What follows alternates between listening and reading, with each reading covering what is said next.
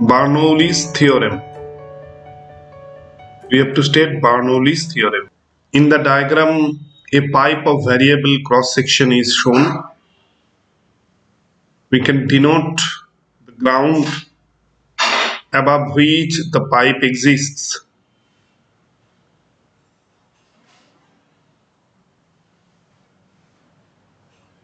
Two ends of the pipe are x1 and x2.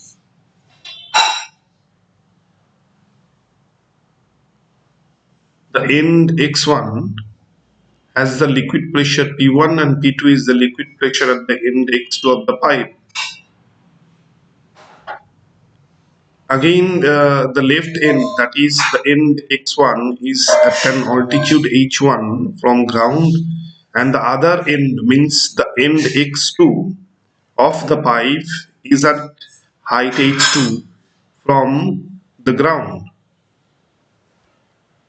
Now the pressure at the end x1 is greater than the pressure at the end x2, that is, as P1 is greater than P2, liquid flows from the end x1 to x2. Liquid flows into the pipe with a velocity v1 and emerges out of the pipe with the velocity v2.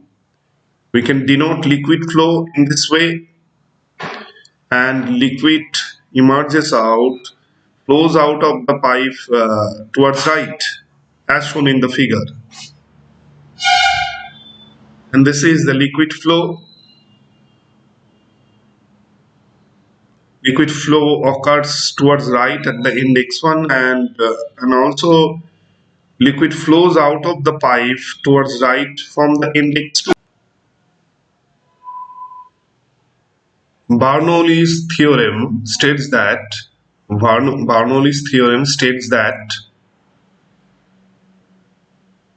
for a streamline flow of an ideal liquid, Bernoulli's theorem states that for the streamline flow of an ideal liquid, under bracket incompressible non-viscous liquid which does not withstand any shearing stress, that is, for the streamline flow of an ideal liquid, the sum of pressure energy, kinetic energy and potential energy, the sum of pressure energy, kinetic energy and potential energy per unit volume of liquid which is pushed in a direction due to pressure difference, liquid pressure difference remains constant. Pressure difference remains constant at every cross section throughout the liquid flow. Therefore, pressure energy plus kinetic energy, pressure energy per unit volume plus kinetic energy per unit volume plus potential energy of the liquid per unit volume equal constant, and all these three energies should be considered per unit volume. Pressure energy per unit volume, kinetic energy per unit volume plus potential energy per unit volume equal constant. Therefore, P plus half rho V square plus rho G H is equal constant.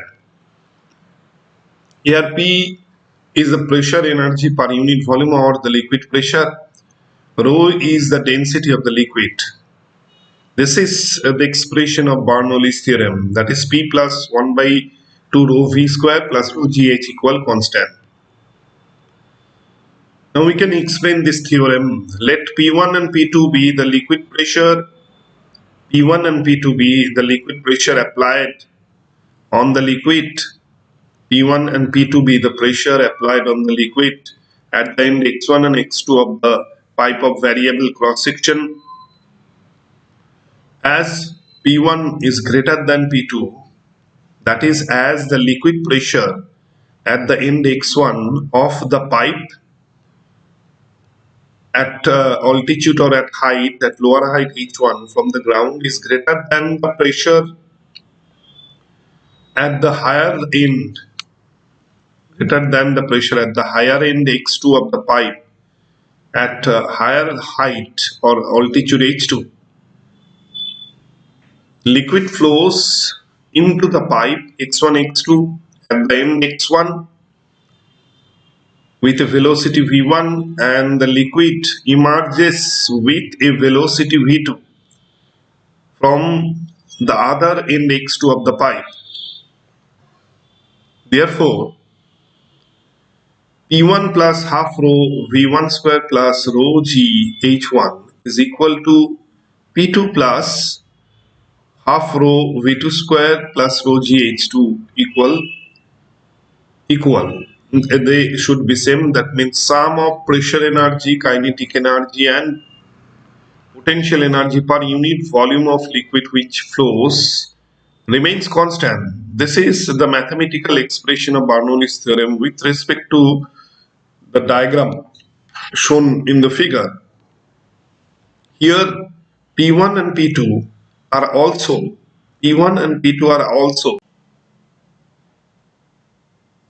pressure energy per unit volume of liquid, per unit volume of liquid which flows at the ends x1 and x2 of the pipe. The above equation can be written as P1 by rho plus half V1 square plus GH1 is equal P2 by rho plus half V2 square plus GH2. This is another expression of Bernoulli's theorem. In this case, the sum of pressure energy, kinetic energy and potential energy of liquid per unit mass remains constant.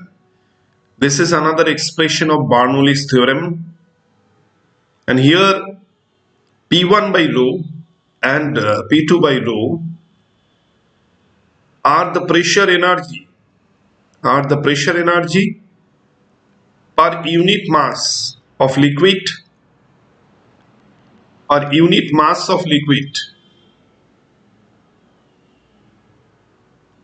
which flows at the ends x1 and x2 of the pipe, at the ends x1 and x2 of the pipe. In Bernoulli's theorem, energy is conserved in Bernoulli's theorem.